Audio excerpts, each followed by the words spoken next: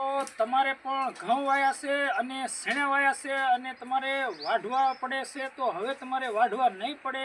આપણે સીતાપર ગામની અંદર 3 મશીન આવી ગયા છે. એક તમે અહીંયા જુઓ છો, બીજું મશીન વાંપા છે અને ત્રીજું મશીન કેમેરામેન દેખાડવા એક આંપા મશીન છે.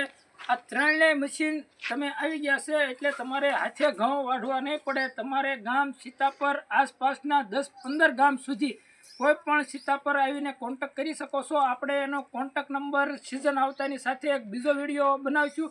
અને જો તમે નવા હો તો ચેનલને સબસ્ક્રાઈબર કરી દેજો એટલે તમને નોટિફિકેશન મળી જશે. અને ઘઉં કાપવાનો વિડીયો તમને જો આ એક છે, આપણે ઘઉં કાપવાનું મશીન છે. ઓલું મશીનમાં આપણે શેણા કાઢવાના છે. આપણે મશીન દેખાડો, ઓલા મશીનમાં પ્રોપર રીતે આપણે શેણા કાઢવાના છે. તો મિત્રો, તમને કોઈ પણ પ્રકારે અને સસ્તા ભાવે અને સસ્તા રેટમાં આપણે કાપી દેવામાં આવે છે.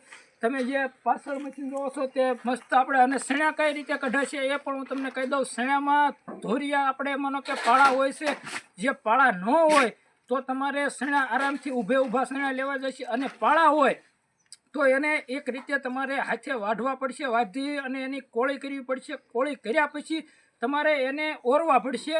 જે મશીન આગળ હાલ્યું જશે અને તમારે ઓરવાના રહેશે. તો તમે ઓરતા રહેજો અને એમાંથી શેણા તમારા કાઢવામાં આવે છે. તમારે ઠેસરમાં નહીં કાઢવા પડે, કોઈ પણ પ્રકારના ટ્રેક્ટરની અંદર તમારે નહીં કાઢવા પડે.